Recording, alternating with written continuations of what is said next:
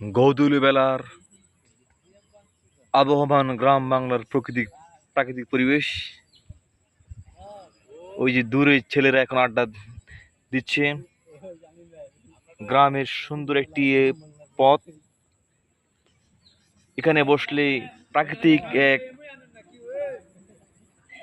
সুন্দর বাতাস, স্নিগ্ধ বায়ু দেহ মনকে করে তোলে প্রশান্তিময়।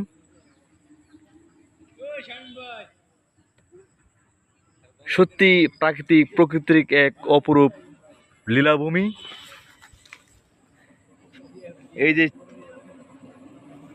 এখানে ছেলেরা আড্ডা দিচ্ছে, তারা এখন এখানে যে ওই আরেক গ্রুপ ওখানে বসে আছে। সব মিলেই এক ভালো লাগার